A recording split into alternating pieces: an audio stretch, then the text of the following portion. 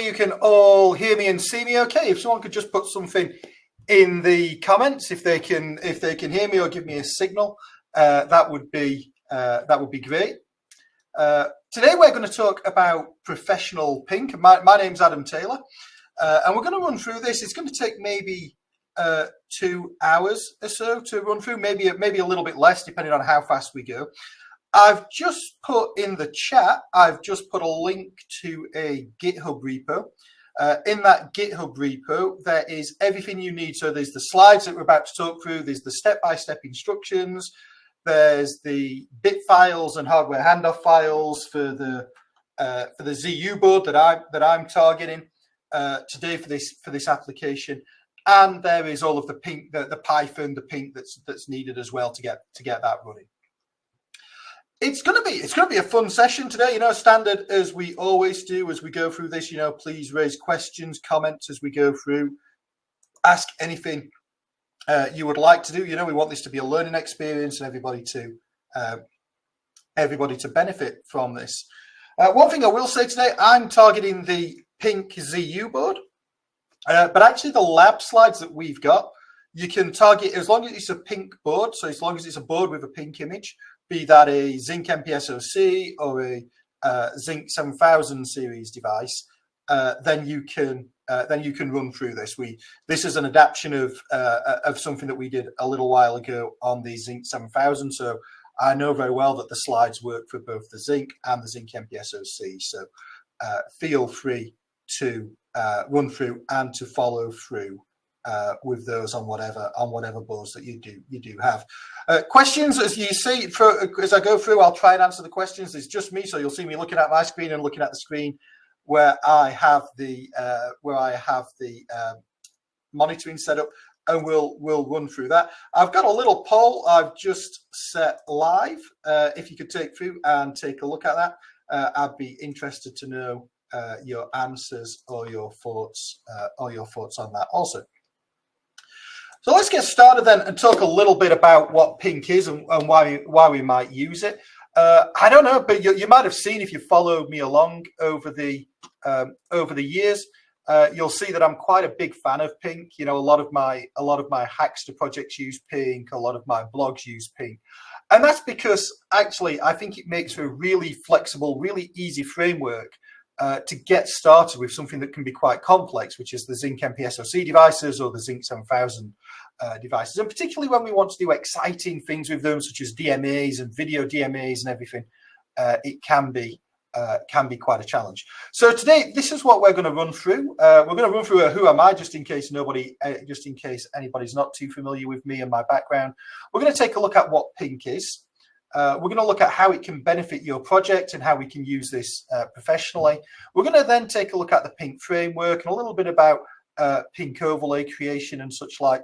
And then we're going to run through the lab. And in that lab, what we're going to do is we're going to take a piece of Xilinx IP, in this case, the Xilinx FFT, and we're going to treat that as though we would something that we developed. We generated it. So say it was an IP block that one of my engineers had developed, and we're going to put that into an overlay. We're going to create an overlay around it. We're going to connect everything up we need to do. We're going to create our own overlay, and then we're going to get it up and running and working on our pink board. So it's going to be quite an exciting session.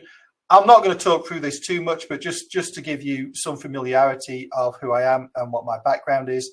So I've been doing FPGAs for 23 years now. It seems a long time when you say it like that, but it's really just been a succession of fun and interesting projects. And we'll leave it at that. If you really can't sleep, you can read that this evening once you've downloaded the slides from the shared link in the that I've just shared for GitHub. So what we're going to need to build along with this, if you want to come along, we need AMD Vitis. That includes Vivado 2023.1. This is the version I'm going to be using. Any version around that should be okay. We're not actually going to use Vitis. It's just as a standard point of call, I tell everybody to download Vitis so that it downloads Vivado, and then you've got everything that you could possibly need to work with it. We're going to need a pink image for our board, for our chosen board. So for this one, I'm using the ZU1CG image. And of course, you're going to need to, if you want to follow along and get it into the hardware, you're going to need some hardware. And for this one today, I'm targeting the ZU1CG board. You do need an Ethernet connection. Pink works a lot over Ethernet, as you'll see. I've ot an Ethernet connection, a serial port connection, and the power supply connection. And I'm also holding it by the edges because this board does get a little warm at times as we go through it. So like I say, it's going to be a fun 2 hours or so. And our objective is to do that, is to really introduce Pink to the professional developers. And we can see that like most of the people actually answering the poll at the moment haven't really used Pink at all before, which is really good. So we'll hopefully we'll get everybody up to a standard on it. One of the key things we need to do if we want to use Pink, and I figured that most people attending perhaps haven't used it too much before, is we're going to introduce the Pink framework and its key aspects of it, and then we're going to work through and show how to do it in our development. So let's get started and take a look through it.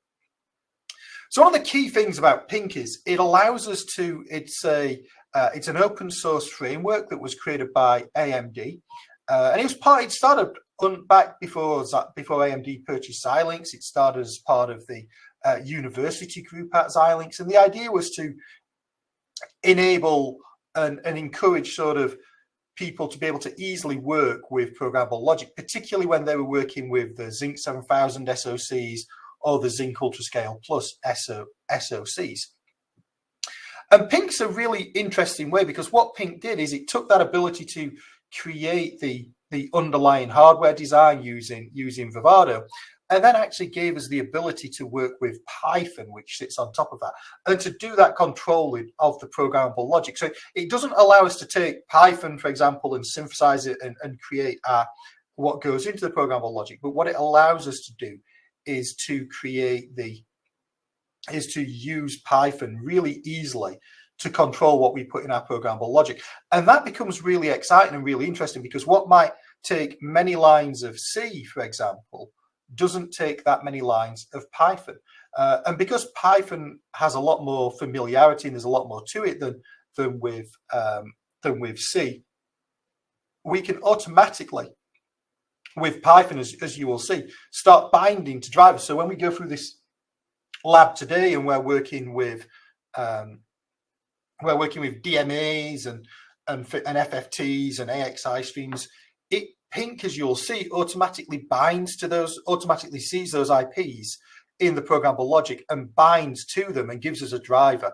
Once we've got that driver, our interaction with it is much simpler than if we are working at the C++ level. Obviously, there was a reason for doing, the reason the Xilinx team did this back in the day, and now the AMD University team carry on, is because Python is probably one of the most popular, well, it is the most popular language in the world, and it can be used across a range of things, from creating web applications to working on our PCs to doing an embedded solution. So it gives engineers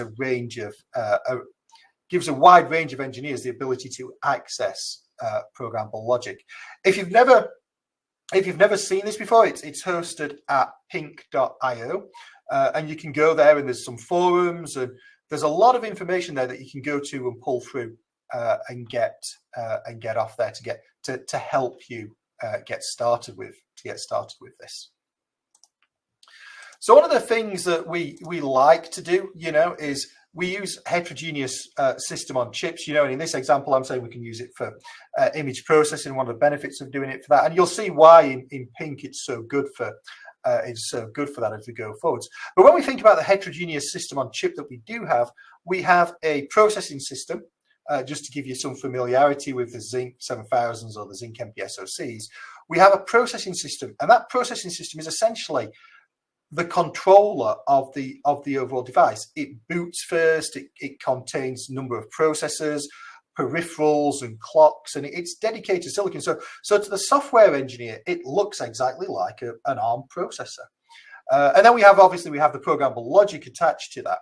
And that's interesting, because I often tell people when we're teaching about working with SoCs that actually it's the programmable logic is just another peripheral to the processor. It's just something that appears at a processor address map, and the processor can work through and start doing its communication with. So, and it can communicate with whatever we put in the PL, as you'll see as we go forward. So we have this nice architecture in our heterogeneous system on chips, like we see in our ZU1 board, our PINC boards, and such like. And that split between the processing system and the programmable logic is really going to allow us to do some interesting architectural solutions. But as I said, it can come with a lot of writing software in the processing side to drive and effectively control and create the application we want. PINC, however, allows us to do that a lot more efficiently and a lot faster. So there are some benefits to doing this and to using the SoCs in the way that we use them. Just stepping back before we think about putting PINC in there, and that's because not everything we do as engineers needs, or as FPGA engineers, needs that highly parallel, that pipeline flow, that streaming flow. In a lot of elements, what we need is a mixture of solutions. We need some sequential processing, and we need some parallel processing, and this is really where the heterogeneous SoCs coming together. So the processor system gives us that high performance, the application processors, the real-time processors. So we can use those for our networking, our high-level functions, our Linux type solutions as we want, and of course we can use them for safety critical systems also, although probably not with PINC.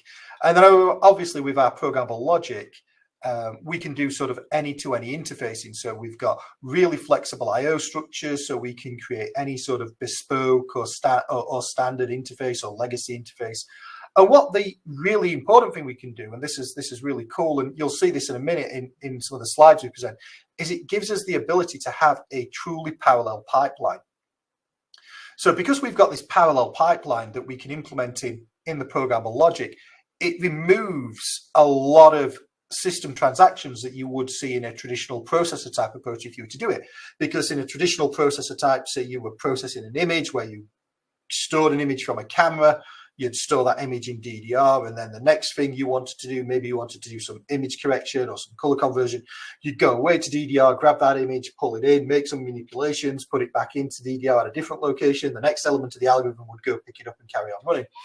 We don't have that obviously with the programmable logic, because we can just have a truly parallel pipeline. So that gives us that ability to really focus on it. So why am I talking about this when we're talking about PINC is because it's actually quite important. That ability to do the parallel processing is really good in the programmable logic. But also, as I said, a lot of times our applications need that high level system, that high level control, that algorithmic control, that integration, and that's where the processor comes in. And PINC allows us to really work effectively with both of these, which I think is really exciting. Well, it is to me anyway. So if we take a look at what the PINC framework is, and we're going to explore this a lot today as we go through the tools. Now, we're not actually going to build a PINC sort of a PINC boot disk or anything like that. We're going to be using the PINC images that come from the PINC.io and give us those features. But what we're going to get is, if we start at the very basics of this, and you'll hear me talk about this several times, if we start at the very basics of this, we'll see that PINC is a multiple layer of elements that go really from the bit stream and IPs all the way up to Jupyter notebooks that you can have running in that run in the software world. And this is really important, because at the base level, when we're designing our hardware IP, when we're designing our Vivado design, we can take some of the PINC IP. So if you go to PINC.io, if you follow through to the GitHub link that's available on PINC.io, you'll see everything you need to build and recreate PINC yourself. And as part of that, there are some IP cores that are provided to help you work with your designs and create what are called PINC overlays. And we'll talk about overlays in a second, but the PINC IPs are a range of things that can be quite useful. So there are color space converting IPs that allow it to work better with Python and with OpenCV, essentially at the higher levels. There are IPs that allow us to work with microblaze. There are IPs that allow us to work with microblaze processors to do to generate waveforms and even to generate state machines actually in the logic and generate outputs in the logic, and these exist as IP. And we can generate those. They come from, like I said, they come from the Pink GitHub. And we can generate those. They're typically high-level synthesis, so we can compile those, and we can include them in our own designs. And when we create a design in Vivado that we intend to use on a Pink board, or we use with a Pink board, we call this an overlay. And an overlay is typically a complete programmable logic design that we put into the programmable logic side of things, and that could use our own IP as we're talking about as professionals. So IP we've created. It can include IP from the Xilinx IP library, or it can include them from the Pink IP library. So there's a real challenge there and a real exciting thing there to get to create that Pink overlay. And if you go to pink.io, you'll also find there's quite an active community of people creating overlays that people can take a look at, and they can share and they can reuse. It's a nice community thing that allows us to be able to give back and share, as we should be doing as engineers, sharing knowledge and sharing experience and sharing ideas and how to do design. So that those Pink overlays are really crucial, and that's really what in the lab portion of today we're going to be creating. So we're going to create a Pink overlay in the lab portion today. We've then, of course, as part of this, because we're running in the processing system and the programmable logic, the Pink overlay side of things covers the bit streams. We've then got the entire Linux subsystem that's running on the processing system. Now, as you would expect, this is running a standard Linux kernel that gives us all the things that you would expect that a Linux kernel has, such as the sysGPIO, the UIO, the devmem, the contiguous memory allocation, and the FPGA manager, of course, to be able to load in and load out bit streams into the programmable logic. On top of those drivers, then, sits a number of APIs that AMD have created. And these include things such as drivers to do such things such as work with the programmable logic, manage overlays, work with interrupts, do MMIO, do allocation, and do DMA. And as part of this, you can also have a Pink. There are a number of Pink libraries that we can also use that as you'll see as we go through these slides, that really help us to sort of work with what we've put in the programmable logic. And it's those libraries that then do the heavy lifting, that where traditionally we would have to write lots of software. Those libraries save us and allow us to work at a higher level of abstraction. So again, we're more productive and we benefit from that Python productivity. And then at the highest level of the Pink framework, as you'll see today, we have the Jupyter notebooks where we're going to be working in, or the Jupyter labs and the IPython environment. And then, of course, we can pull in everything that we want in life from that, such as the wider Python community. So we can pull in Matplotlib, NumPy, OpenCV, and have that real range of Python that's open to us, and we can pull it in and use it. Now, it's worth noticing that when we're running things today, we're going to be running the Jupyter notebooks. They're going to be appearing in a web browser, as you'll see as we work on that. That's all going to be hosted and running on the Zinc device that I've connected, that we've got this Pink image running on and connected. So all the Jupyter servers and everything, that's something that we're accessing and connecting to and working with on our chosen Zinc device or Zinc MPSoC device. So somebody's just popped a question in chat, so I'm just going to quickly read this and see if I can answer it, because I know it relates to this thing. And the question says, so as I understand it, you can use a Z board with Zinc architecture, create a custom Pink image, and use Pink framework in your design, and a Python application running can control the PL based custom IPs. Yeah, that's exactly it. I don't think there's a Pink image actually for the Z board, but if you've got, like, say, a Pink Z1, a Pink Z2, ZU1CG, an Ultra 96, a 104, 111, the RF SoC, you can, or some of the other supported boards, because I know I didn't get them all quite off the top of my head there. There's a range of you can do exactly that. You can create a Vivado bitstream then you can use Pink and Python to control it and manipulate those IPs based in there. And those IPs could be things from the AMD library, things from the Pink library, or more importantly, things you've created, which is just as important. And how they've done this, obviously they've done this so it's built upon. So Pink starts out if you can create, if you've got a SOC or a Zinc board, you can create this yourself for any of these, for any Xilinx board, and it starts out with the AMD, the PetaLinux flow. So it starts out with a PetaLinux BSP as the input point. To it, and then as it runs through, it creates the image. So it run, we're adding in a Ubuntu based Linux system onto it, and it's wrapping, and we're giving it, or AMD are giving it as part of this Pink.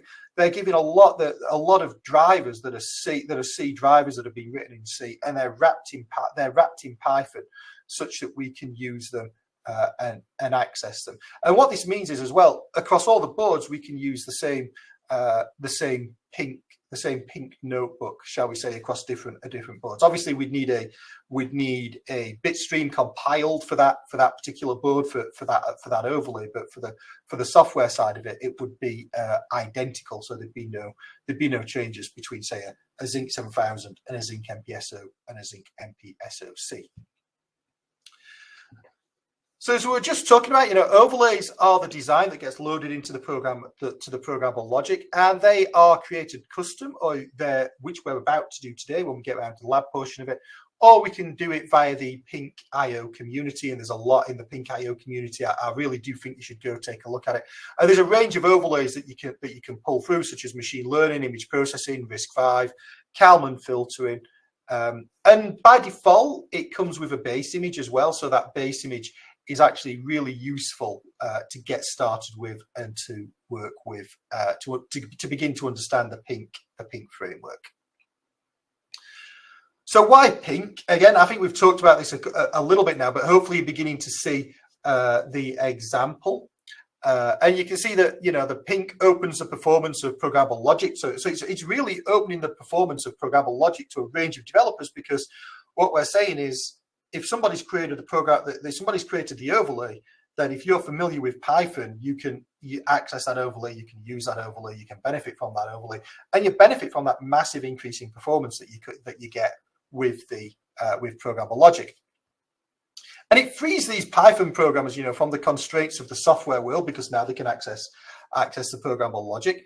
It means that in a lot of cases, you don't need to be a design expert, although if you want to be creating your own overlays, you do need to know how to do that, obviously. And the idea is, there's a nice community of engineers there that are working together and sharing and communicating. Now, somebody's just asked a really interesting question and asked if it's possible to create a Pink image for a pure FPGA where the PS is actually a RISC-V softcode. And the answer to that is possibly, because obviously it's just a Linux-based. This is just running Linux. Pink is based upon Linux.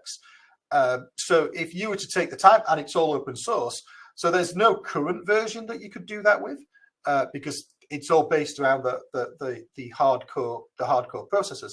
But if somebody wanted to, and you've got a softcode that could support and run Linux, then there's no reason why potentially you couldn't begin to make that modification. But I think it would be a significant time and effort to do that. It's not something that is a trivial engineering issue, shall we say.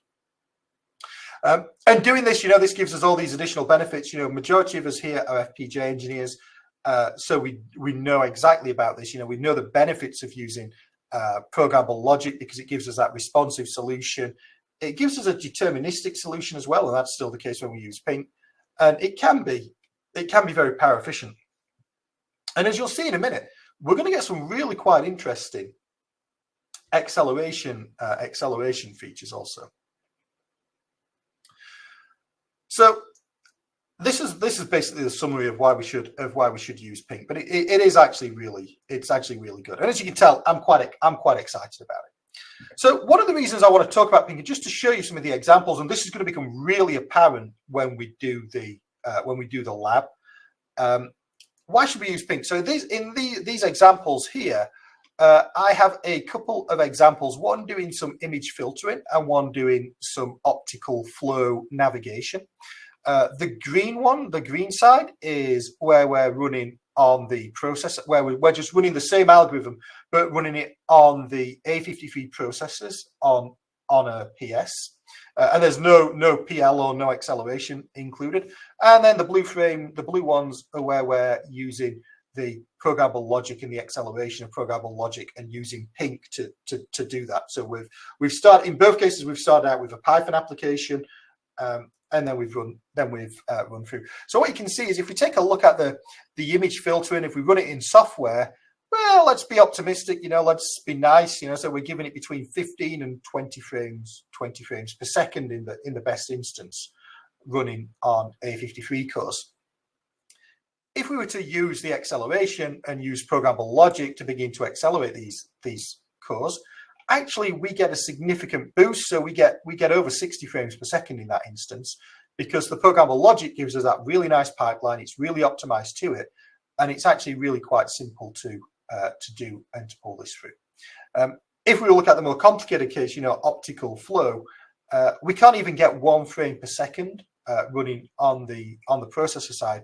But if we take it across and we accelerate it and we put it in the programmable logic, then we can run at sort of greater than 120 frames per second. And if you want to try this, don't just take my word for these numbers. These numbers came from the image processing overlay on Pink.io. So you can take it, if you've got a Pink board, you can download it, you can take it, you can run for yourself, and you can see exactly the benefits that doing this gives you. But it's a really interesting example of just how much performance we can get when we start running things on the PL compared to running these things on the PS. Now, when it comes to working as a professional engineer with this, one of the challenges that we have as a professional engineer, obviously, is doing the testing, the integration, the wrapping around, the proving.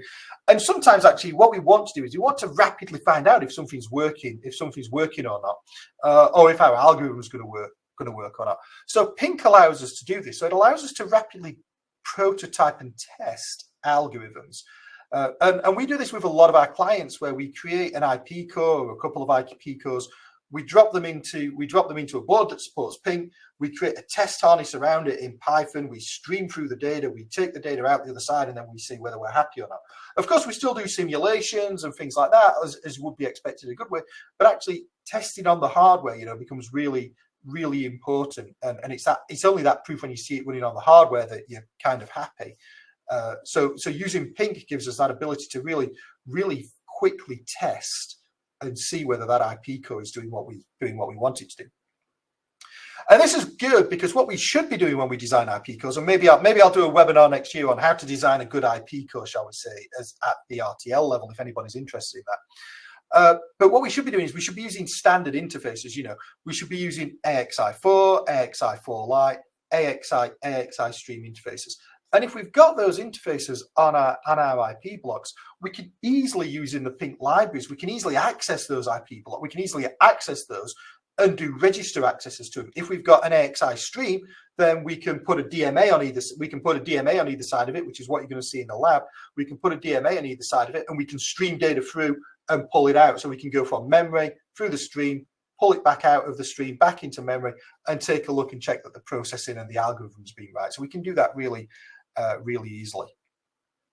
We can also verify, not only can we do that binding and that mapping, but it also means that we can prove that our AXI interface is working properly, how we've written it.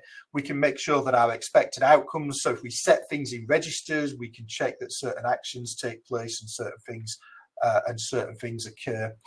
And if we want to as well, and I'll show you a little bit about this in the demo, we can actually, at runtime in Pink, we can actually control the fabric clocks. So we can very easily set this thing up to say, we think our IP block's going to run at 100 megs, so we can run it and do the validation and test it at 100 meg. But then we could try perhaps and find the corner cases where we nudge the clock frequency a little bit up until we find out at what point does this begin to fall over. So we can take a look at it with Pink there, and that I think is really powerful to run through. and see what we can do with it, and explore the corner cases of the design. So we've seen this before. We're going to take a look at this as we go through. But just to be very clear on this, because it didn't show it earlier on, all of this in the green box is running on the processor system, and what we have in the light blue box down the bottom, that's running on the programmable logic, and that's really important to understand that separation between the two. So when it comes to Pink, we've taken a look at it so far, and we've talked about the Jupyter Notebook. You know, you're familiar that there's some Pink libraries, some Jupyter Notebooks, some IP, some overlays, and such like. So let's take a little bit of a look at the different components that we've got now in Pink, and how we can begin to use them. So if we think about our processor and the split between the processing system and the programmable logic system, where we've got the A53s or the A9, we've got the L2 caches, we've got the AXI network and the DDR controller. If you think about those interfaces between the two, we've got the bitstream interface, you know, the ICAP interface to reconfigure the programmable logic.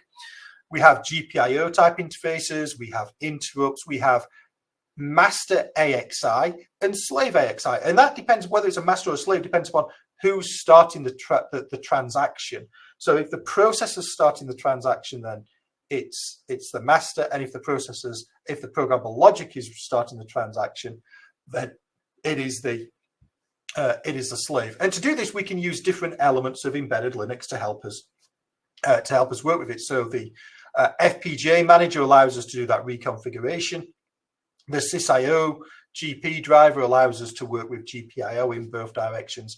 And then we can use user space IO, which is really useful, DevMem and CMA to actually do those, to actually work with the interrupts, because we'll be interrupt driven in a lot of cases, and to work with sort of the master and the slave AXI interfaces to transfer data from one domain to the other. So from that PS to the PL.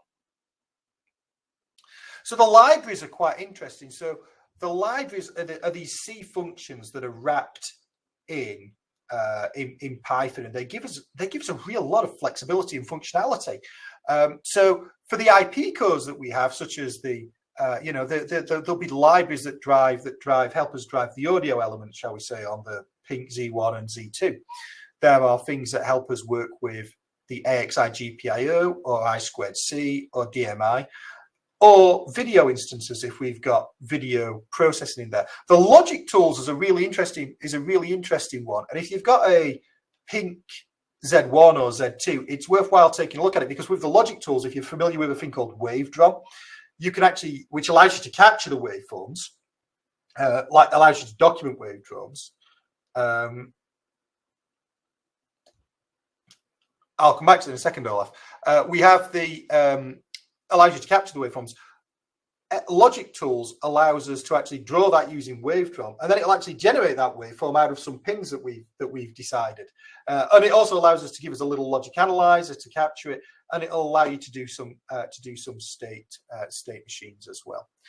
If we want to do sort of I/O processing, you know, there are some functionalities that will allow it to work with sort of the Arduino connectors, the Groove connectors, RPi, 40-pin breakout type connectors, and PMOD. So there's drivers there, I/O processing peripherals that allow us to do that. And actually, the IOP has a microblaze in there, and we'll take a look at that in a little bit more. We also have the ability to work with and control with microblazers, which is really good, because what that means is we can put a microblaze in our programmable logic, and then actually we can write the software application for that microblaze, provided it's running from block RAM, in our Jupyter Notebook in C, and tell it to just download it compile it and download it to the microblaze. So that gives us a lot of flexibility there. As we're just talking about, we can see, you know, we've got those PSPL interfaces are all managed and mapped in the library, so we can do interrupts, MMIO, GPRT, the Xilinx runtime if we want to as well. Now the PM bus side of things on the PS control is quite interesting, because PM bus allows you to connect into a lot of power. PMICs have this, and power devices have this. So it allows you to connect I2C and then run the PM bus, the SM bus protocol over that I2C. And using that, you can monitor, well, actually you could change if you want to, the settings of the PMICs, but I don't recommend that. But you can actually monitor the power that's being drawn out of those PMICs. So using the PM bus control, when you're testing your algorithms, when you're professionally testing your IP core, you can use the PM bus to actually see the change that running your IP core has on the current load, on the power demand that's being taken by the FPGA, because you can see the step change. You can see what the PMIC data is increasing to, and you can read that, and you can log that all over the using the PM bus libraries, and that's quite interesting. There's a blog, if you've never seen that done, actually there's a blog on my website that shows you how to do that. And then of course for the PL control, we've got overlay and bitstream and classes to download that bitstream and work with that bitstream. So we get all of this in this nice pink package. You know, we get the user space, the dev main. We get this pink package. It's nicely contained, and it really can be used in sort of gives us these packages that can be grouped into 4 groups. You know, they give us the foundational modules. They give us a data movement. There's additional modules and sub packages. And if you want to know more about this and more examples than I could possibly give you in the time that we've got today, take a look at pink.readthedocs.io, and you'll find all of the information there.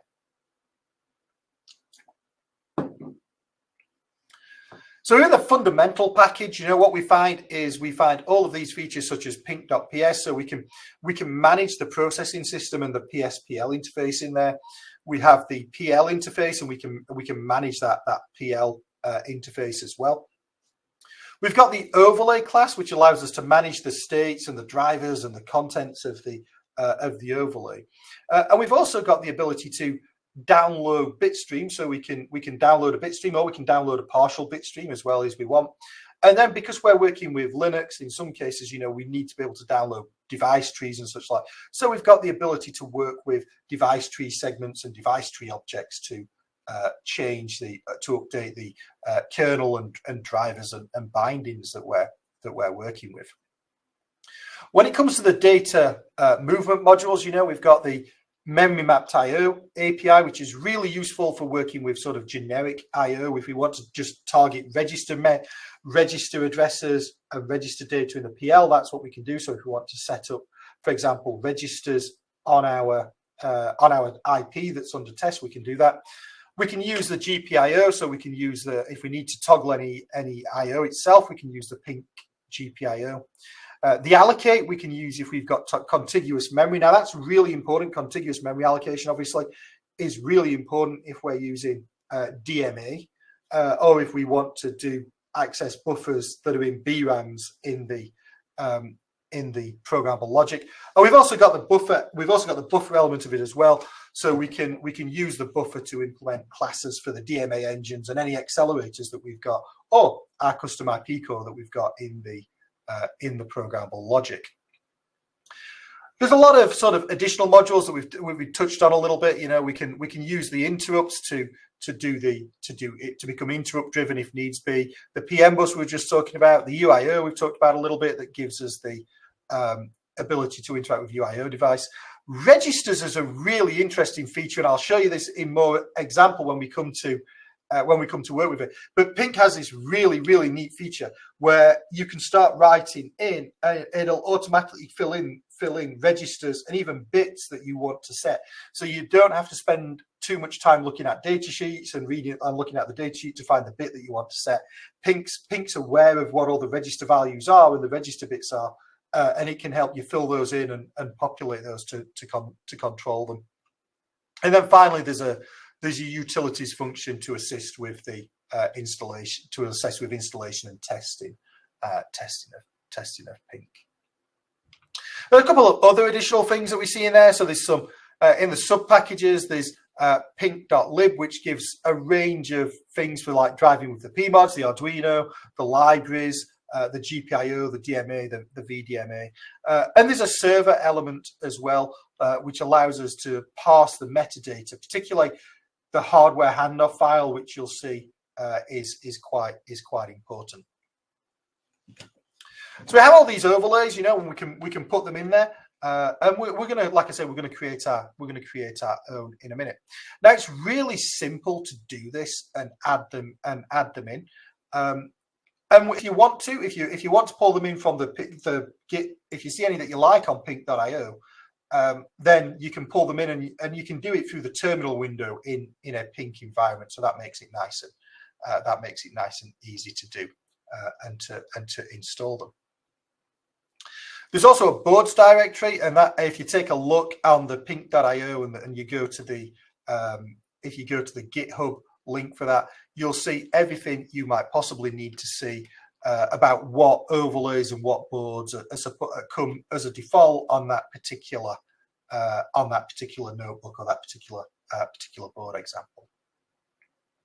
So installing an overlay, like I say, it's dead simple. We can do it from if we're doing one that's been published, we can do it really easily from GitHub, and we can use pip. We can use pip to install, and we can also install anything else we want. So in this instance, we can install. We've installed the OpenCV, the computer vision one. So this is the one that I used to create those examples that I presented earlier on, where I showed about the performance in the time. Once you see it, once you've got it installed correctly, you'll see it, and you'll see it appear in your Jupyter Notebook, which we're going to see in a little while as we create through. But you'll see that appear as a directory that you can access and then work with. We're going to do this slightly different way. We're going to create the examples, and then we're going to network into our target board, add it in, and pull it all through. Once we've got these applications, once we've got this, and once you've got your Pink board up and running, if you go to Pink 1990, like is showing here on my example, you'll see what's running by default on your board. A reminder: this is actually running on the ZU1 CG board, so that's being hosted on the ZU1 CG board. It's not being hosted on my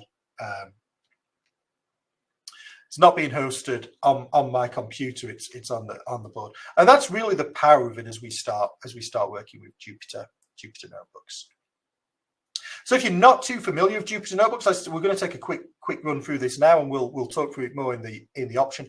But it has a cell-based approach, does Jupyter Notebook. So what we can do is we can write some Python in a cell. We can run that cell, and if it works, then you'll see that we get a little number next to it saying that that's incremented. So this number 1 here increments every time this cell's executed. If it's a star, an asterisk, it shows it's currently running. What that means, though, is if we want to change something simply, we can just change the contents of the cell, rewrite it, and hit rerun. So we can segment our application, as you'll see, into several different chunks, such that we can make them into bite-sized little blocks. We can stop it, we can start it, we can stop and start a cell, we can run a cell. We can also change the type of the cell. So we can put in there markdown language. So it becomes a cell, these notebooks become self-documenting. And as you'll see, we're going to also put graphs in this. So we're going to pull up information, and we're going to graph it and show it all in here. And it's going to work really nicely and show really nicely what we've got. So for example, here you can see a nice example where you can work through with instructions step by step how to run through and how to work with it, where it's a mixture of live Python that you can run and markdown language documenting what you can see. Once you open a notebook, though, in the Pink environment, the Jupyter environment, it does start running. And obviously, the more you get running, the less responsive your system might be. So on the Jupyter tab, you can see there's a running option, and you can always see all of the running notebooks. And if you want, you can, if you forgot to shut them down when you closed it, you can go in here and you can shut it down quite nicely and easily. Now, one of the things we're talking about is obviously Pink. You know, we want to talk about this because we want to test our custom hardware. And Pink gives us a lot of ability to do this. So one of the nice things we do in Pink is once we've put in our Vivado overlay and we've pulled it in and we've moved it through, we get a range of features that assist us with our hardware development. So, for example, you'll see here, for a very simple example, you'll see Pink will automatically detect the IP blocks. So in this one, we've got a VDMA, we've got a test pattern generator, we've got a color convert and a pixel pack, which come from the Pink IO, the Pink IP library. We've got an interrupt controller, and obviously we've got a processing system. But you can see how it's mapped through, and automatically when we've downloaded the bit stream and we've loaded it into programmable logic, the Pink environment's looked at it and gone, these are the drivers I need, and these are what they're bound to. So you can see in the pink.lib we were just talking about, it's pulled through the VDMA driver for the video direct memory access. It's pulled through a standard default driver for the test pattern generator because it just needs standard simple AXI. And as it's doing this as well, it's also doing automatic configuration of the clocks, you know, the PL clocks that go across there. And it's creating a really comprehensive dictionary from the metadata that comes with the design to work. And unlike in other flows that you have where you export the XSA and pull it into Vitis or PetaLinux, actually, with Pink, we're only going to need 2 files. We don't need an XSA. What we need is the hardware handoff file and the bit stream itself. So we don't need that many files to run through and do this. Now, as I was talking about the Pink side of things, what we have is we can see the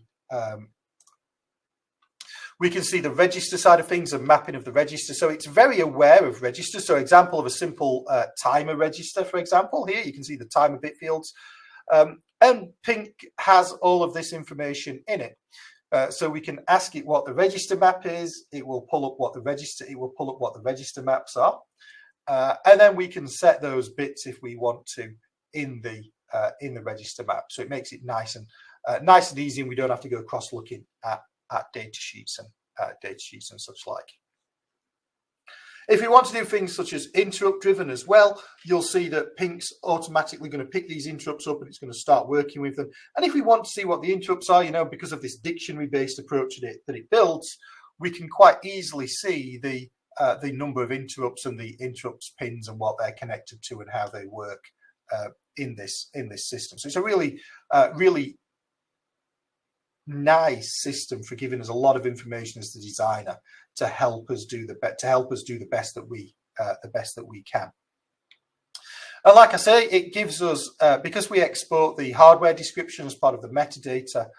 You know, we can look at the IP dictionary and we can pull through all of the parameters, all of the information that's present in our design, and we can use that when we develop our Python applications.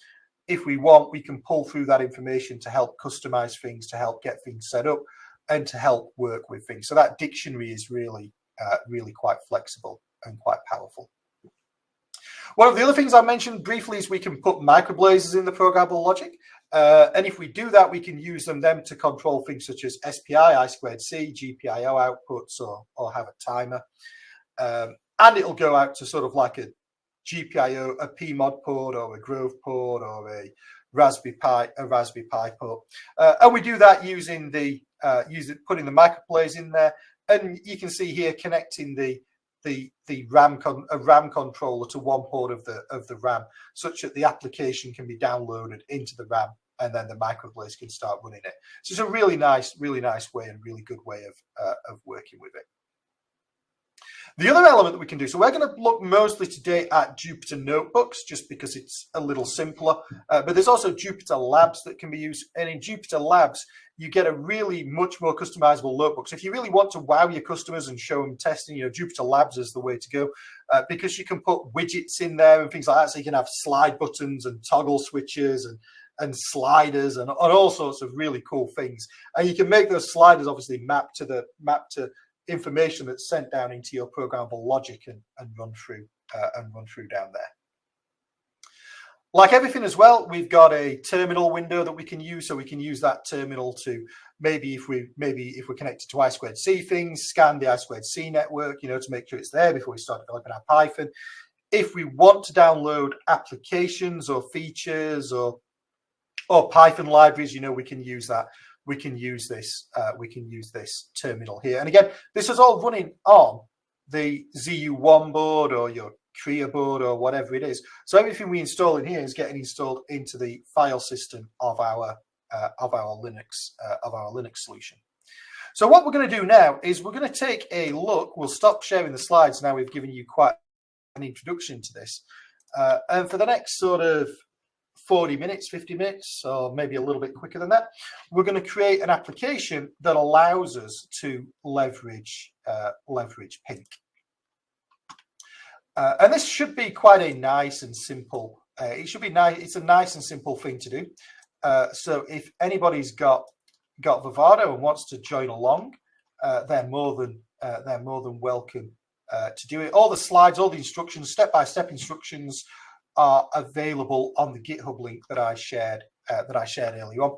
So what we're going to do now, hopefully I'm going to move and kill that so you can't see that I've got some instructions on here to follow, because I don't want to miss a step. We're going to create a new project.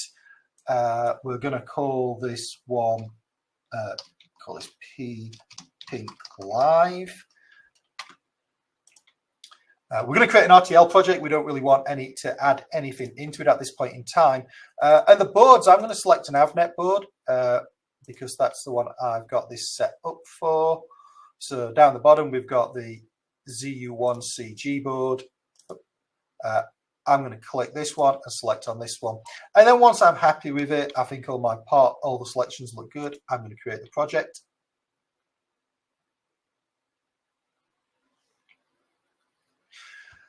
And then once we've got the project created, obviously we're in the Vivado environment. This should be relatively familiar with most people that are here. And feel free as we go through, feel free to ask any questions, and I'll try to explain them as I go through it. We're going to use IP Integrator today because we're creating a processing system. So the first thing we're going to do is we're going to create a block diagram. I always notice my machine runs much slower when I'm sharing my screen than it does when I'm doing it on my own. So hence part of the reason why we're not going to build everything's pre-built, so as we don't have to sit waiting for 20 minutes or so while we get a bit file out. So the first thing I'm going to do is I'm going to add a Zinc MPSoC onto my board because I'm targeting an UltraScale Plus device. Once we've done that, we just need to do the standard thing of running the block automation and applying the presets. So what this does is that initial block that we've put on our device just is a Zinc MPSoC unconfigured. So it doesn't have all the configurations for the board that we want to target it through. So it doesn't have all of the IO connections, the memory timings, the clocking timings. It doesn't have any of that all set up. Whereas applying the automation to that does, and you can see here then that if we double click on it, you can see here then that it's taken on the personality that's needed for the ZU board. With that, what we're going to do is we're going to add in our IP that we're going to pretend is our test IP that we want to validate today, and we're going to add in the FFT. So we're going to add in the fast Fourier transform. And once we do that, we're going to click on this fast Fourier transform down here, and we're going to change the name of it because Pink's going to pick up on names and work with names, and I just want to call it XFFT, not XFFT0 in my Pink. So I'm going to call this XFFT, and we're going to see the name there change to XFFT. Then we need to just do a little bit of configuration to this. So we're going to double click on it and it's going to open a dialog. And in this, we're going to leave the number of channels at 1, the transform length, we'll set the transform length to 4096. We're going to set the runtime configurable transform length. So actually we can change the, we're going to be able to change the transform length at runtime, but 4096 is going to be the max. We're going to set the clock frequency. We'll leave the clock, we'll set the clock frequency for 250 actually. We'll leave that at 250. We'll leave the throughput. We're going to set the radix 4 for the burst. And then we're going to click on the implementation tab. And we're going to change the data format to floating point. We're going to change the phase factor to 25. We're going to change our output ordering such that it's a natural ordering. And then we're going to check our non-real time. We're going to leave the non-real time thing checked. And then on the detailed implementation tab, we're going to change the complex multiplier to use the 4 multiplier. So we're focusing really on performance. And we're going to ask it to do the butterfly arithmetic in the extreme DSP slices. And then we're going to click OK. And then we're going to save that for the time being. So once we've got this, now we've got the 2 elements on our board, and we need to make a few changes to the processor system to make it work with the XFFT. So we're gonna double click on this.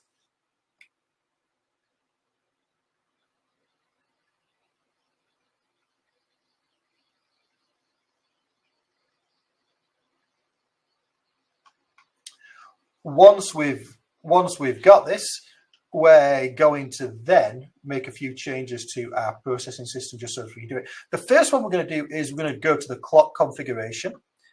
So this is where we can change the clock frequency going between the processing system and the programmable logic on this element. If we change the fabric clocks, there are 4 fabric clocks.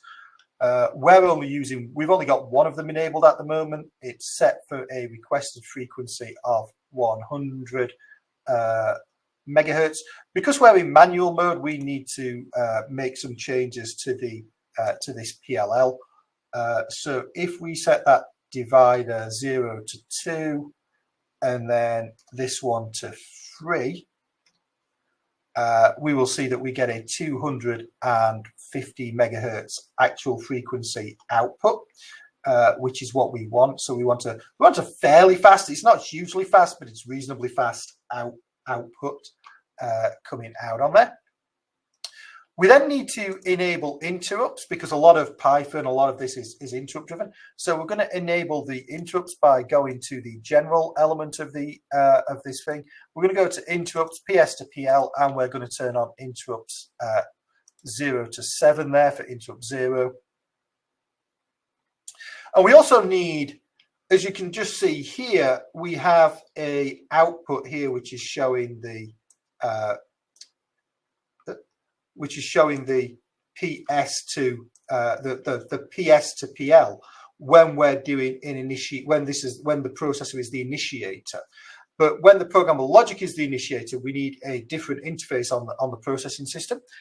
So we're going to enable also one of these slave interfaces, and we're going to turn on the slave interface 0 in the full power domain, and then we're going to click on OK. And we're going to notice that's going to change our system a little bit.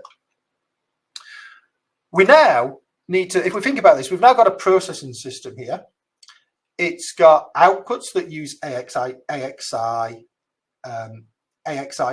so the full AXI4. Look, if we expand this one here, we'll see that it's got all of the AXI4 signals there. And if we do the same on this side, we'll see it's got all of the full AXI4 signals there. The issue is, if you remember back to when I was talking about Pink, some of these interfaces are actually using streaming interfaces. So a streaming interface, obviously there's no address channel. It's just a stream of infinite data with handshaking signals. And what we want to be able to do is we want to be able to take this, we want to be able to generate test waveforms in the processing system, in the DMA, using our Pink environment, and then we want to stream that through this AXI stream data, and we want to grab the resultant FFT here and take that back into our PINC world and see it. So to do that, we need to really pull through, and we need to use a thing called a direct memory access and a DMA. So we're going to use a DMA, direct memory access, and this is going to allow us to go between that stream, the AXI stream, and the AXI memory mapped world. And luckily, PINC's going to drive a lot of this for us, so we're not going to have to do anything. It's going to bind, as I'll show you when we get to the channel. It's going to bind through and show us this. Yeah, so someone's just asking in the questions if this is recorded. So yeah, it is actually being recorded. Within about an hour of this occurring, I'll get it all. You'll be able to. Well, you can immediately come back to the link and see it, but I'll also put it on my YouTube channel as well and link to it from my website. So once we've got this up and running, we need to make some changes to the DMA. So we're going to double click on the DMA. And on the DMA, we're going to change the write buffer length to be 16, not 14. We're going to turn off the scatter gather, because we're doing contiguous work, not gathering from several different areas of memory. And to get the best transfer of data, we're going to change the data to be 64. We'll change the burst size to be 16, and we'll do the same on the write channel. I think that's all of the changes we need on that one, and then we're going to click OK on that. Now, what we should do now is we can run the connection automation, and this is one of the nice things about Vivado, is that it's going to do some automatic connection for us, and it's going to do a lot of the heavy lifting. So if we click OK and run that, it's going to pull through, and it's really nicely. It's going to have connected up our AXI stream interface, our AXI Lite interfaces. So you can see now the processing system. It's got a reset functionality in there, a nice safe reset functionality. We've got the AXI. We've got a single AXI master coming to a peripheral, an AXI interconnect.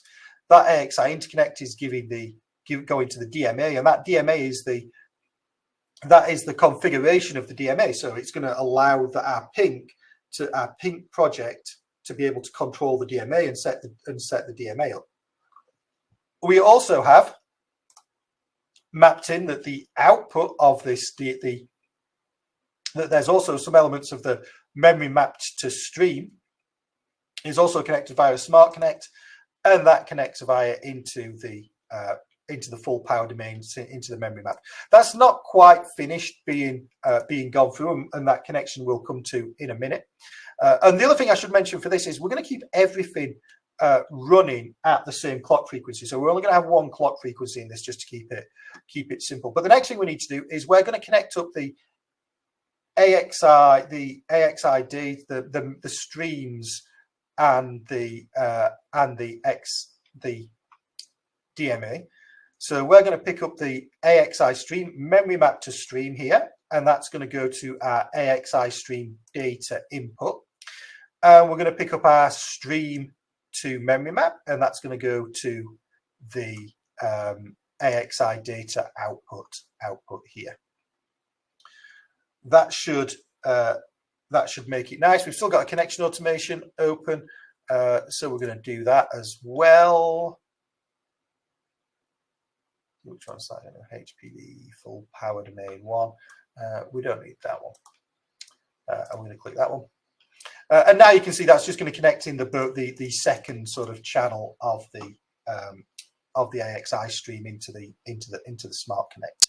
So what we've got now is we've got the makings of a system. We're going to connect our AXI clock to this clock because it's all running at the same frequency on the XFFT. So what we've got now is we've got a processing system that can control and talk with the DMA using AXI Lite. We've got the DMA. It can go from memory map to stream, and it can go memory map. So it can go from stream to memory map, and into using this interface into the processing system memory, so into the DDR, and it can also go from memory map to stream. So we can also pull data from the processing system DDR and turn it into a stream and then play it through. So what this means is we can now play through data through our XFFT, and we can capture the data, and we can do that into and out of the DDR memory that the processor system's using, and that our PINC memory is using. So our design should begin to take a little bit of thing. But actually what we need to be able to do also is we have this AXI stream configuration port on the FFT side of things, and we need to be able to control that as well.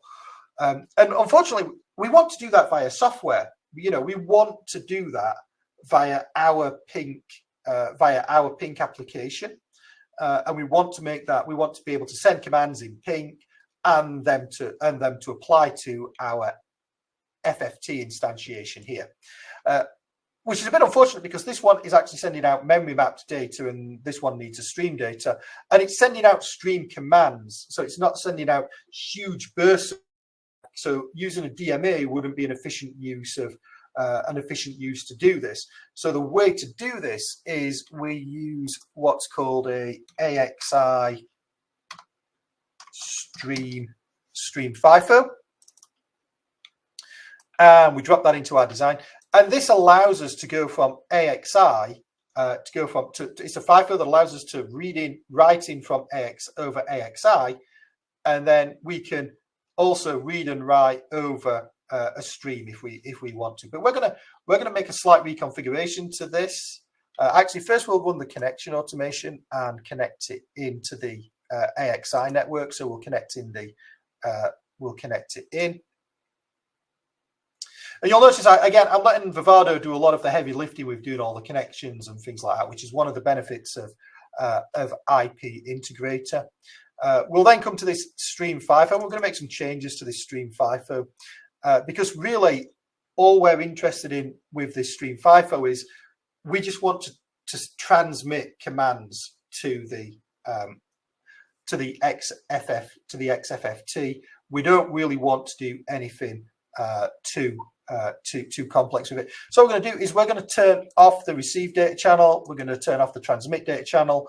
You're going to see we end up then with a very simple-ish sort of AXI interface on there. So we essentially go from AXI Lite in this instance, because we've said we want AXI Lite, to an AXI stream, and we're going to click OK on that.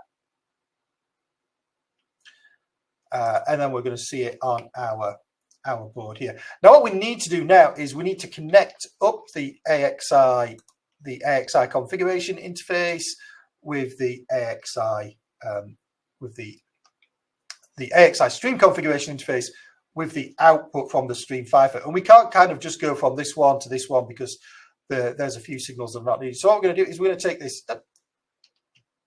We're definitely not going to do that. We're going to take this data and we're going to go from this data here. So only the low order bits we'll get. Only the low order bits are going to be connected in this. So only the first 24 bits will be connected, but that's okay because we're in charge of the commands that we're sending. So we know we only have to send 24-bit commands from our PINC environment. We're going to set the ready signal, the ready handshake, and we're going to do the valid handshake as well. So we've got the valid. I'm then just going to tidy up my diagram a little bit. So hopefully this is making sense to everybody what we're doing. If it doesn't, please ask questions because that's what we're here to do, to go through it. But now we're in a position where we've got a processor system that can configure the DMA using AXI Lite. Using AXI Lite, it can also now configure the fast Fourier transform via the AXI stream FIFO. And then we can also stream the data that's streaming that we've got in our PINC environment. That can come through our Zynq processor, can go through the AXI networks and be converted to a stream using the DMA that streams using to or from streams using the DMA and applied to the XFFT. So if this was our IP block that we were working on, this XFFT, what I'm trying to demonstrate is that we can easily work with streaming interfaces that might be on it. We can work with streaming control interfaces that might be on it if you're not sending lots of streaming data. and that we can also work with simple AXI Lite type interfaces as well. So this is why I was talking about earlier on about when you design a block, thinking about how to create it and how to do that block design and what interfaces to put on it, and why standard interfaces such as AXI and AXI Stream are just so useful and so beneficial as a professional engineer to actually do that. So we get all this, and it's beginning to look really good, and it's beginning to look like we might finish a little early, depending upon how fast we go and how many questions we. But the next thing we need to do is we need to put in some interrupts. So we need to put in some interrupts because we're going to be all of these elements can put out interrupts. And we need to make sure that our pink system is going to respond to those interrupts, because that's how what we're going to do is we're going to put some timers in there as well, so as we can do a little bit of performance and a little bit of modeling on the timing. So we can do that. Now we're going to do that quite simply, but this is whenever we generate pink overlays, this is one of the ways that we should be creating and mapping in interrupts as we do our pink design. So what we should do is we should add in, although this has got an interrupt controller down here, we should add in another interrupt control, an AXI interrupt controller. And again, I'm going to run the connection automation to let it map in that AXI interrupt controller into my network system. So someone has just asked a question about the AXI traffic controller. Let's take a look at that. So do you mean the traffic generator, Alan? Because there's no, so the traffic generator is more used, I believe, for, clicked on the wrong element of it there. Yeah, potentially we could do that and use that to create data. I think there's some reason why I use the FIFO. So I need to look more into I need to look more into this and see why. But I'll come back to it at the end when we get some questions, and I'll do a little bit more of a deep dive into whether that could be used or not. Once we've got this, what we're going to do is we're going to connect the interrupt here to this interrupt pin here. We're also going to connect this clock pin to this clock pin, otherwise we're going to get an error at the end of it. And then we need to connect the interrupts that are present. In fact, actually, let's add something else in. I know we're going to add it in. We're going to add a timer in. We're going to add an AXI timer in. The reason I want to add this AXI timer in is I just want to also, as well as showing you how to add in and work with IPs, I want to show you the benefits of working with Pink and doing acceleration like this. And you'll notice I've not used any VHDL or Verilog or anything like that. Everything's in a block, being put in from a block diagram. And you could do this using, you could create these block diagrams using Simulink or HDL Coder or Vitus HLS. If you need to create a custom block and you're not too familiar with how to write VHDL or Verilog. So we've got a timer. We're going to map this timer in. And then we're going to twiddle it about a bit. We're going to hit this button. We're going to generate again. So we've got all of the key elements down the end. So we've got the FIFO, the DMA, the interrupt controller, and the AXI timer. And then we're going to add in a concat block.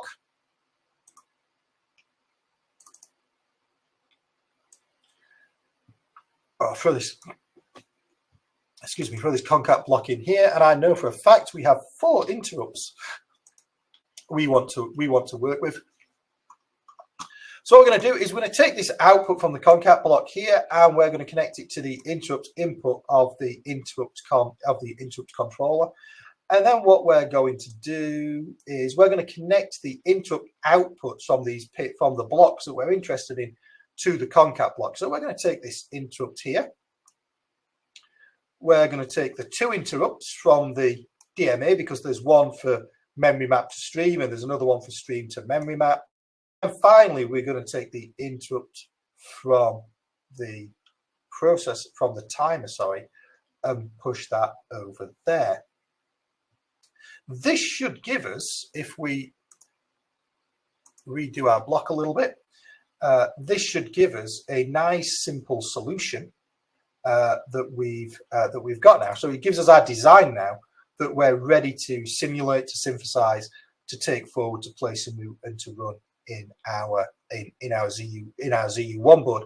So you can see, just to reiterate the point, just because I want to really sort of prove this point, you know, we can highlight these blocks. So these ones that are highlighted in pink,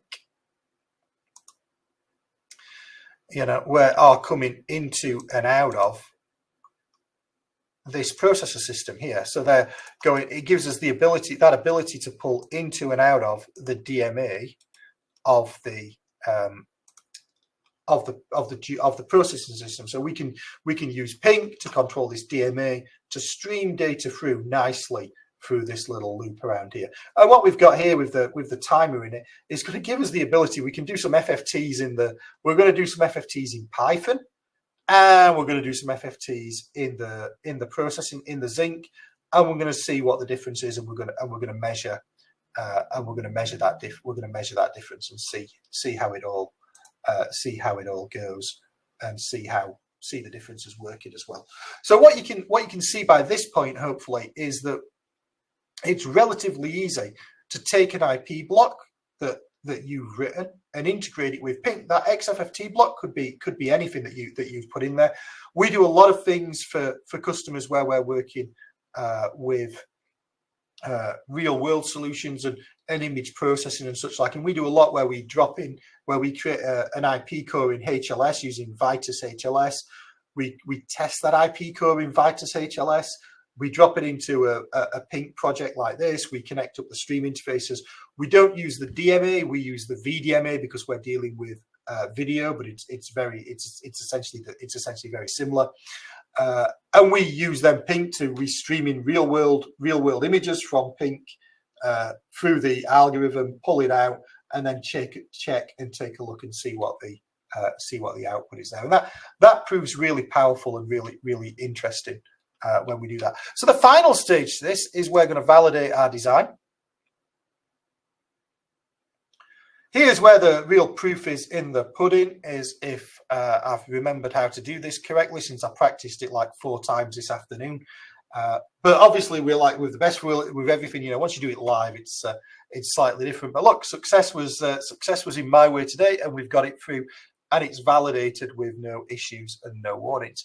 If you want to take a look at the address space of our system, and this is quite interesting, you know, we can see all of our solutions. We can see the QSPI, we can see the 2 gig of memory, and then we can see all of the IP blocks that we've added in there today, and the 64 kilobyte minimum that they have for the addressing in there. So hopefully this makes a lot of sense to people, and it would be at this point now that I would go and click on if you go and click on I'd save the design. Let's do this just for posterity. I'll not actually start it building because I don't want to consume the CPU cycles on my machine while we're live streaming. But what we would do, we would save the design. We'd go to the sources tab here. We'd go to our design sources tab here. We've got this design, this block diagram for the design. We would right click on it. We would ask Vivado to create a wrapper for us. We'd let Vivado create that wrapper for us, because why do we want to manage it if Vivado is offering to manage it? It'll give us a bit of a warning, because if you remember, we've got that when we've gone from the AXI stream FIFO to the XFFT, we've got a difference in byte sizes. We've got 32 bytes on the stream FIFO, but only 24 bytes on the XFFT, and it's just telling us that only the low order bits will be connected. But that's fine, because we're gonna remember that when we write our VHDL in a minute. We're going to remember that, and we're going to VHDL in a minute. When we write our Python in a minute, even, we're going to remember that, and we're going to be able to focus on that and work through it. Is there any questions before we move on out of this Vivado world? Is there any questions on what we've done on the Vivado side of things so far? It's like getting married. Speak now or forever hold your ever hold your peace. Oh, I see somebody typing. I shall just wait a second and just quickly wet my whistle. So that is a really, really good question, Olaf. How do we get the hardware? How do we get the hardware handoff file? Let me find where they are. I'll not drive you through, but on the design, you will find them under the .gen file. So if I find an example that we did the other day,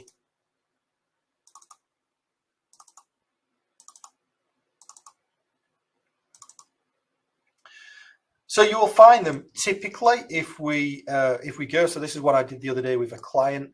But if you go under you'll find the hardware handoff file. It will be under. Vivado loves long names. It will be under the .gen file. So you will find it under the.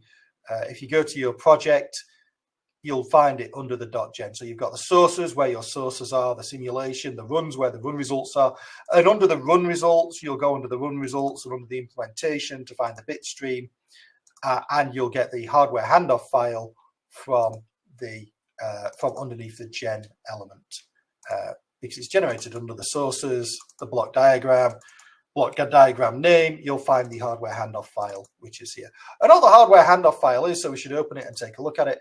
But all the hardware handoff file is an XML description, essentially, of what we have in our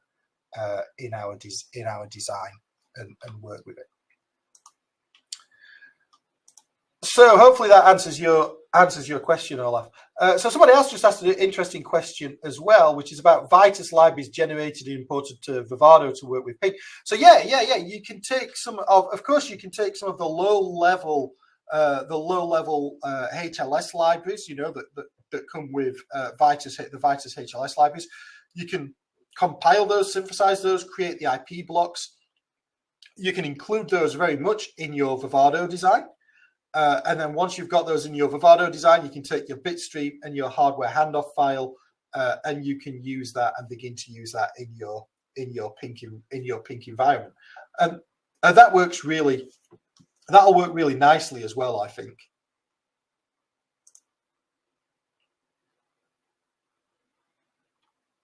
I see somebody else just typing a question, so I'll just wait on a second. While we're waiting for that, one of the things we want to do to get started with this is, I've already got one mapped, so I'm going to, I'll go there, but I'm going to unmap this. Just so I can show you how to do it. So that's a really good question, Mark. So the XSA file is what's used if you want to go into Vivado, into Vitis and into Petalinux and such like, and that's what's generated. If you ever take a look inside an XSA file, because an XSA file is just a compressed archive. So if you take a look inside an XSA file, in fact, let's find one. Let's take a look inside an XSA file, and I will show you. This one, I've got millions of things, and it's like, where would there be an XSA file that I can see? So this one will have got on the UltraZ preempt. So it's got an XSA file. So if I right click on it here and I open it with 7-zip, you'll see that the XSA file it just contains a range of things. It also contains the bit file, and it contains the hardware handoff file as well. So if you don't want to go delving around the directories that you have to find, just go get the XSA export. Just export the XSA and then extract them from the exported XSA. It's slightly different. So the hardware handoff file is one of the elements that gets added into the XSA to go forwards and help Petalinux and Vitis generate and configure its system, if that makes sense. Does that answer your question, Mark? If not, just give us a shout and we can talk about it some more. But now we've got this. I've got this board connected to my machine. I'm going to just quickly open a serial. I don't really actually need to, but I'm just going to show you this. If we open a serial port, set up serial port, it'll be 115.2, new settings. Hit enter, we can see we've got a pink terminal in there. We can do ifconfig. And the reason I was saying you can do this is sometimes, and I'm going to show you, you go to pink 9090 to access the Jupyter server that is on your pink board. However, sometimes it takes a little bit of time for that to propagate around your network and find. But you can also just go to the IP name. So this one here. So this one's showing my IP address, my current IP address here in the building where I'm located, and go to port 90. And go to port 9090 on the back of that, and it'll take you to the same place. So what I'm going to do is I'm going to map in the pink. I'm going to map in the pink board to my network as a network drive. So I'm going to map this into my Z drive, and I know to do this I can map it in as pink because that's the name of the board, and I want to log in as the user Xilinx. I don't want to reconnect at logon or sign in, but I do want to reconnect using different credentials to what I've got on my Linux, on my Windows desktop. I'm going to click on finish, and it's going to ask me for some credentials. The username is Xilinx and the password is Xilinx. And then hopefully if I click on OK and we wait and I remember all this correctly, hey, look at that. We can see into the file system now that's running on the Jupyter Notebook and that's on my pink board. And this makes it really nice and really easy to work about. So if I come back to that pink home page here, I'm going to maximize that for the second. So hopefully you can all see that. Maybe I'll zoom in a little bit on it actually, just to make it a little bit bigger.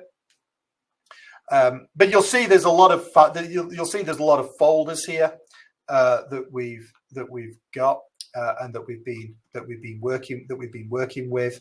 And if I click back on the folder here, for example, and I go to the Jupyter Notebooks area, I've got all of the same folders that I can see here, which is really useful for when I want to upload things. So I can right click here, I can make a new folder, and if we call this Prof Pink, I've got a new folder, and if I come over here and I refresh it, oh look, I've got a professional pink folder here at that point in time as well. Now, one of the things obviously I want to do, I've not done it in this case because I don't want to spend the time, I don't want to get you all sat around watching for sort of 20 minutes while I build the hardware handoff file and everything. But one of the things when they are available, what you want to do is you want to transfer them obviously to your pink machine. So we can go here to our pink machine. We can change directory into our pink one, and I can go get the professional pink elements. So we can get in this case, actually, there's a structure to it. So we can take we can pull it all up and pull it onto our drive. And we can do the same if you want it's typically good practice to include the Vivado design, and I'll go through this in a second. So that's included the Tcl. This is included, the Vivado design is included as a Tcl script. So as if you wanted to recreate it, you can. Actually, what we want to do is we want to take these two. I've just taken these from the GitHub, so the GitHub link that I put in initially. But actually, I was being smart and I separated the GitHub into nice things to make it look nice. So I had like the overlay, the Vivado design, the instructions. But actually, for this to work, we actually just need the files as they are with the images. And the DSP class. So under the images, there's some pictures that we've got to help show what's going off in the notebook. And then under the Vivado, under the DSP element itself, we've got the hardware handoff file and the bit file. Now, you've got to make sure these are named the same. So your bit file and your hardware handoff file have to have the same name. They don't, obviously the extension is different, but the name has to be the same. This is the Jupyter Notebook that we've got. And then these are actually the XDMA, the IXI FIFO and AXI timer.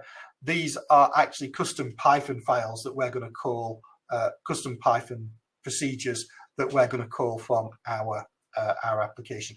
And like I say, all these are available at the link, and I think you've all got the link. Let me know if you didn't get the link, but they're all available here on the GitHub at the professional Pink GitHub repo. So you can see underneath that, you can see the instruction, the overlay that we were just talking about, the Vivado design, and all the slides and everything that you might need to do it.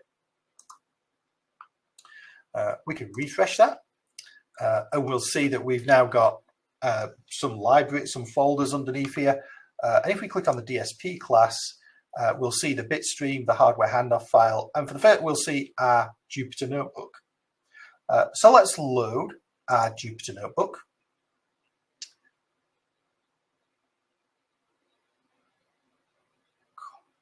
Had me worried then. It always takes time to open these things. And we'll see that we've got the Jupyter Notebook up and running. We've got the, you can see there's a mixture of markup and of text. So what we're doing here is we're going to initially import. So we're going to use Python quite a lot here now. So we're in the Python world, obviously. So what we're going to do is we're going to import some features from Python, such as NumPy. We're going to import random from the Pink libraries. We're going to import the overlay element. We're going to import the AXI timer definitions that we've written previously in those Python files. And to do that, I'm just going to hit the run here. So I'm just going to run this cell. You're going to see it think for a second, and then you're going to see it say 1. If I run it again, you'll see it say 2, 3, 4, however many times it's run. You'll see that increment there. What we want to do then is we want to load in the bit stream into our board. And if I just untangle that from my glass of drink that I've got, so you can see my ZU board here. Hopefully you can see my ZU board. You can see the 2 LEDs up the top that they're currently on because there's nothing in the bit stream. And if I change this directory structure here, where it goes looking for the bit stream, even though that one will work, to the directory that we've just created called Prof Pink. So it knows where to go. So it's going home, Xilinx, Jupyter Notebooks, Prof Pink folder, DSP class folder, loading the fft.bit. And hopefully, if I hold this up and run this, what we should see is it can't find the directory. Why can't it find the directory? Prof Pink DSP class. Where did I put it? I didn't put it there, didn't I? Oh, that's why. See, this is the nice thing about Python and live examples. You know, it goes wrong, and I did this. I obviously did this on purpose, you know. But if I run this again, if I just run this cell again, you'll see that runs completed this time because obviously it's case sensitive. You'll notice that the lights have gone out, the done lights come on. The programmable logic's now configured, and we've downloaded it. Now, one of the cool things that you can do with Pink, as we're saying, is we can question what's in the overlay that we've just loaded. So just to double check that we've got it all right and everything's been picked up, we can run the command ol.questionmark. And I've just said OL for overlay because I'm lazy. And I've just said that equals this bit stream that's been downloaded. And you can see here, it's picked it up. So it's picked it up. We've got DMA. Perfect. It's picked up the DMA. It's picked up the AXI FIFO. It's picked up the interrupt controller. It's picked up the timer. It's picked up the processor. Notice it's not picked up the FFT, because the FFT is surrounded by the logic. There's nothing actually directly connected to it. The FFT is surrounded by the DMA and the FIFO. And you notice it's picked up and it's bound all of the timer drivers to the all of the correct drivers to the peripherals that we've got in the programmable logic. So it makes it really nice and really simple to get started and to get working with it. So what we want to do then is we want to create some complex NumPy type arrays and create some data that we can then use to do it. So what we're going to do is we're going to put this through. We're going to create this data, and then we're going to do an We're going to use NumPy to do an FFT, and then to tell us what the time in milliseconds that it's taking to do that FFT. So again, this is just running on the processing system, the algorithms, but we're using the timer in the programmable logic to time the software FFT and to time how long that software FFT is taking. So if we click run, we'll see the data. So for a 64 size, 128, 256, 512, 1024, all the way up to 4096, which was the maximum. And you can see there it takes about 500 or so microseconds, 530 microseconds-ish to do it. Now, one of the key things that I want to share with this, and once you get these files and you can go away and take a look at it yourself as well, is that we want to try to help optimize the design the best we can and move the data to and from between the processing system and the programmable logic in the absolute best way possible. So to do that, we've defined some functions that will help us convert some bytes to bits, some bytes to uints, and then some create configuration data as well. So this is going to help us pack and work with the FFT. So you remember I was talking about the FIFO is a stream of data coming in. These functions here are going to help us to be able to control that and work with that and generate that. So one of the things that we can do then is we can run we can import the clock. So if we import the clocks, we can import clocks. We set this to run at about 250 megahertz, not 150 megahertz. So we can change the clock frequency as we can change the clock frequencies as well as we want to. So what we're going to do then is we're going to load in the AXI stream driver that's being created in the AXI FIFO. So if you look at the DSP class here, so in this AXI FIFO driver that was written in Python, so that's going to load in that. And what we're going to do is we're going to reload in the overlay, but we're not actually.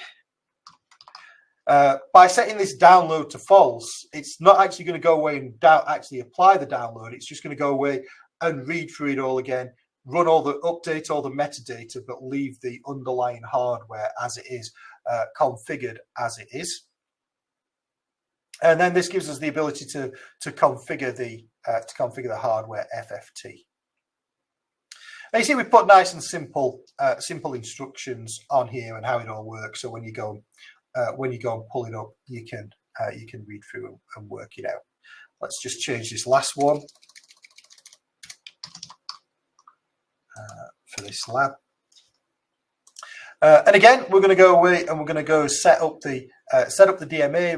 We're going to set some buffers up through it, and we're going to put some data. We're going to put some data in there.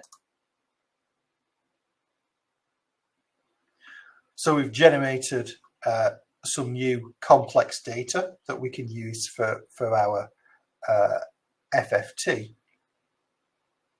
And then what we're going to do is we're going to do the FFT itself. So we're going to run the FFT on the data that we've just generated. And this is using the FFT now that we've got in our hardware, obviously, because we're talking to the FFT. So you can see here we're sending. This is the beauty of like how to work with DMA in pink. Send DMA and receive DMA.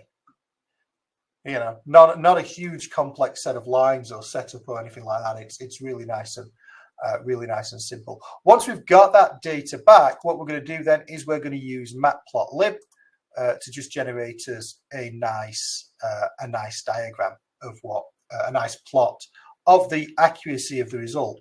Now, this is gonna show you the difference between doing it in software, the results from the software, and the results from the hardware. Because obviously when we do it in hardware, we've got some quantization errors, some quantization losses, and such like, slightly different algorithms. So there'll be a slightly different error as it runs through, and the design runs through and does its stuff in software and hardware.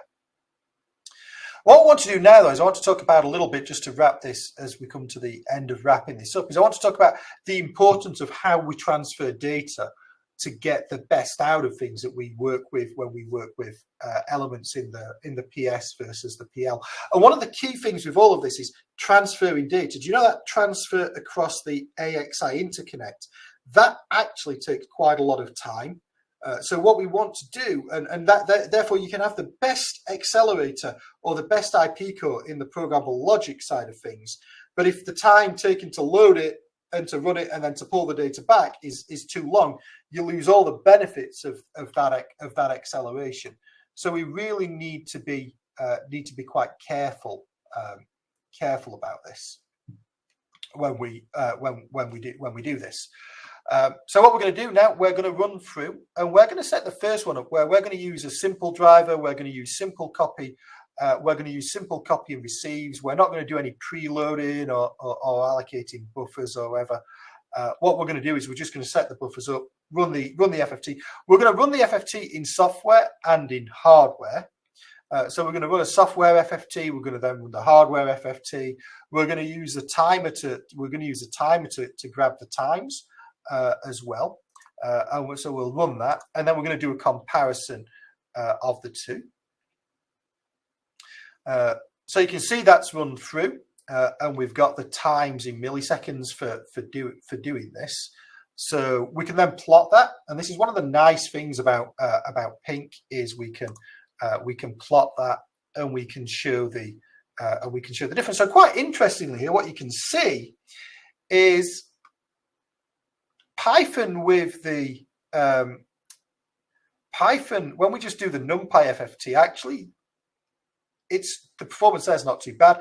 The performance in using the Python FPGA with the FFT, where we're just doing simple copy transactions into it, is actually pretty poor, which is just there to prove my point that the more we do, that we have to really carefully think about that data transfer from one to the next, and how we do that over that PSPL PL bridge.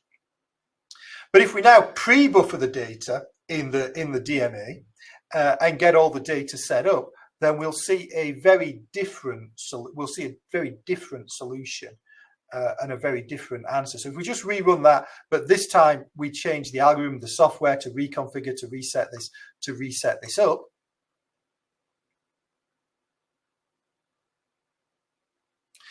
And then plot it again.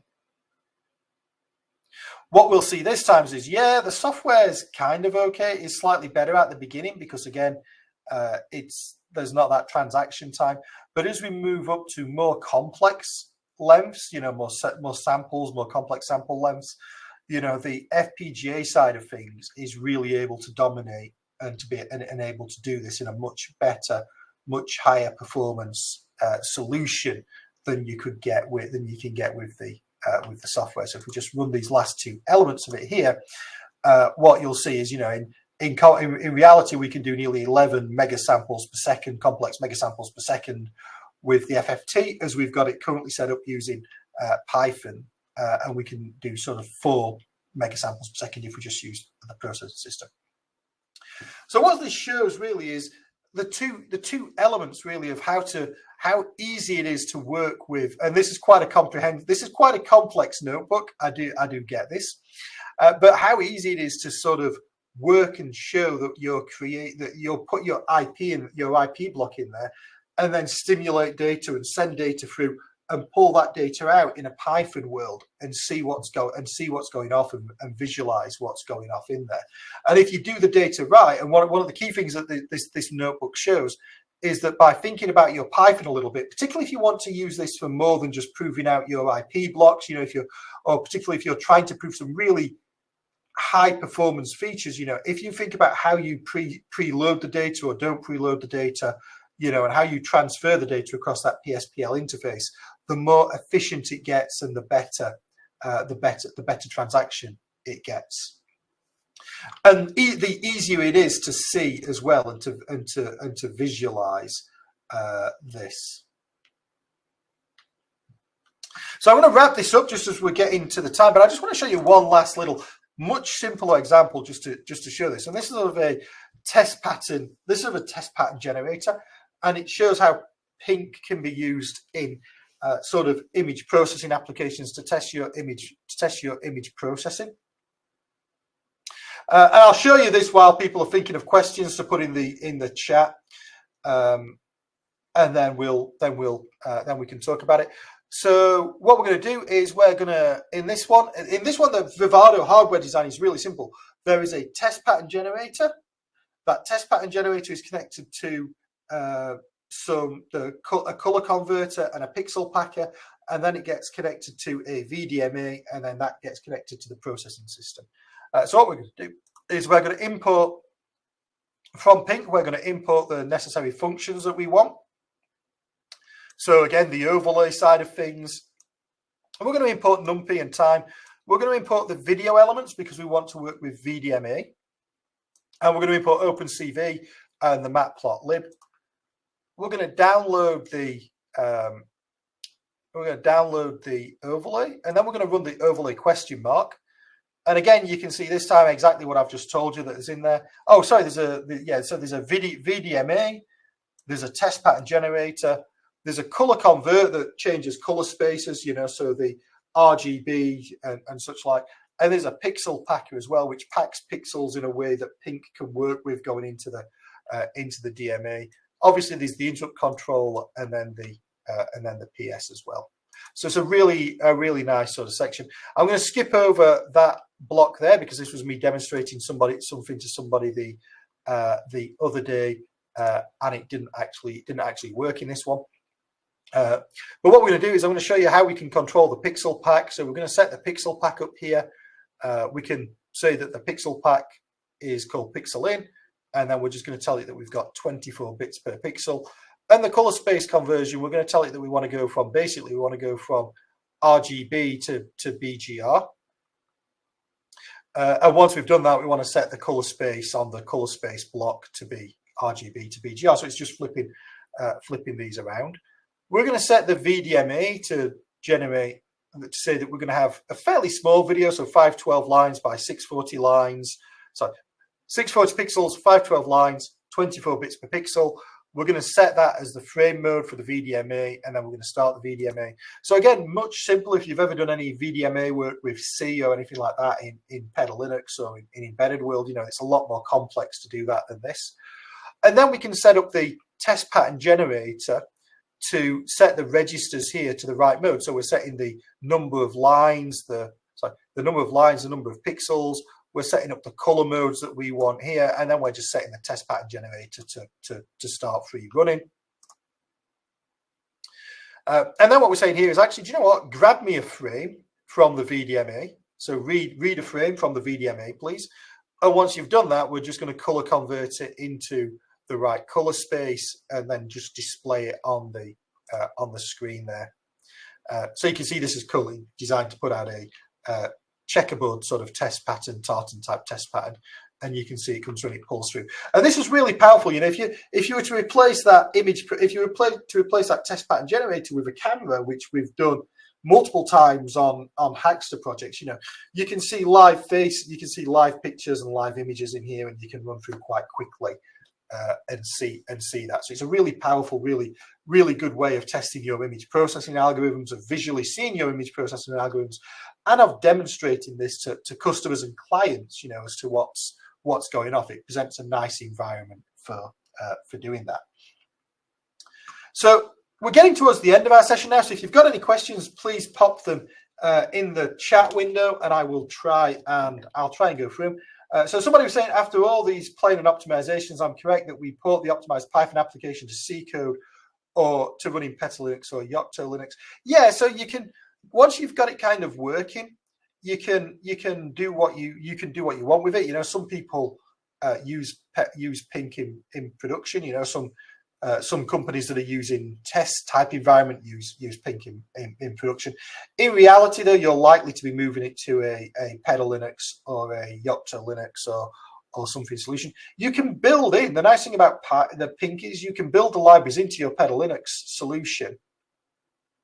And you can still make calls on them. So if you want to run a Python type application in Pedal Linux, you can do that and call the Python libraries. You might not see the Jupyter notebooks, but you can have if you don't want them, but you can have you can still benefit from those Python packages and libraries. Or if you want to get that little bit extra optimization and speed, then you can write the C code to do it. The main thing about doing this and using Pink to do this with your IP IP cores is it really quickly and easily and effectively, it allows you to de-risk your IP code to prove that your IP is working, or to de-risk your application and prove that your application is working relatively quickly. It might not be working in the full instance, but it allows you to focus on the application and the functionality of that application, rather than battling to get the last little bits of like, what do I do with this pointer? What do I do with that pointer type thing going to get it through? You know, that tyranny of integration that comes up. So somebody else was asking what scenarios where the Vivado IPs do not have a Pink overlay. And actually, provided you're designing your interfaces and you're using standard interfaces such as AXI or AXI Lite or AXI Stream, then those interfaces will be picked up and bound by Pink. If you've got more custom, more bespoke interfaces, then two things: one, you need to think about how you're designing your blocks, and two, you need to create some sort of wrapper that allows them to work with Pink. So some sort of translation layer between AXI and whatever your custom interface is.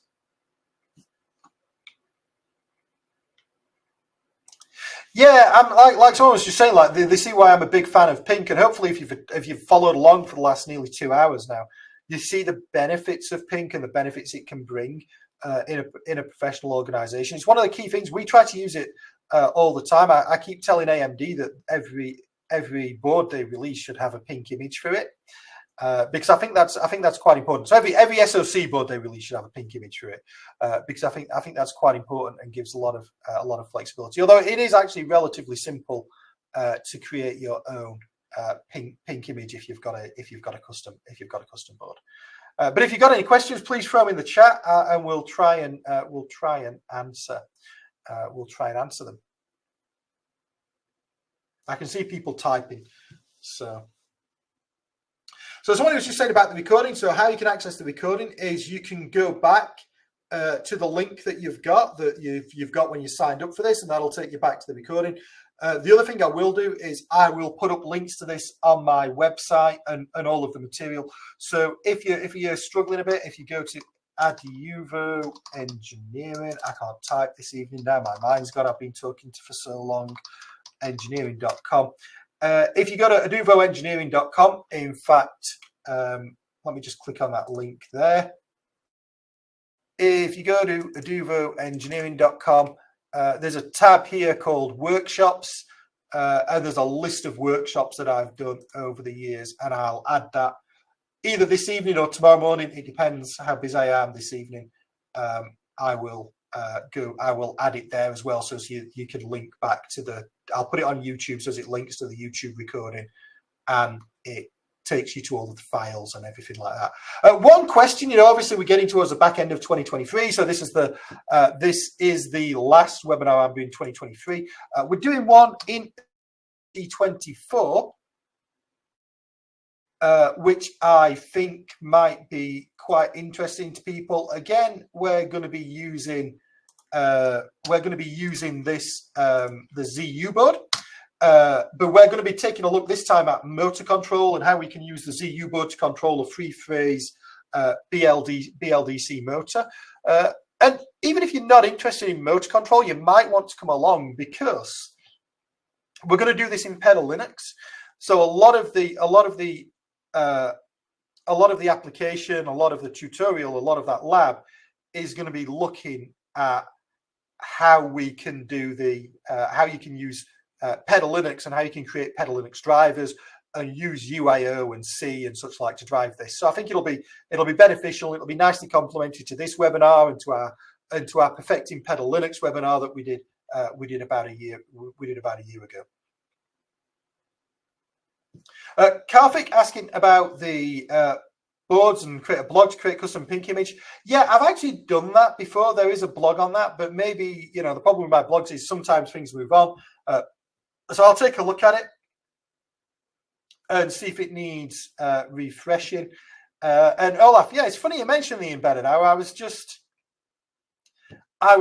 this afternoon talking about perhaps bringing the embedded hour back, but actually perhaps having a slightly different take on it. And I'd be interested to see what people think about, but actually bringing it back as a podcast with me and somebody else hosting it. So I think that could be quite interesting. And I think we're getting to the point. This year's been really busy for me, but I think we're getting to the point that I've got some time that we can do that. And hopefully, like, everybody's enjoyed this. So I'm going to let you all go. I'll stop rambling and I'll let you all go. But thank you very much for coming and attending. You know, it really means a lot to you. And if you've got any suggestions for future webinars that you would like to see, or even just tutorials or anything like that, then let me know, and we'll take it from there. Right, with that, I will stop the recording, and it'll be available for you all to watch later on. Thank you very much. Bye-bye.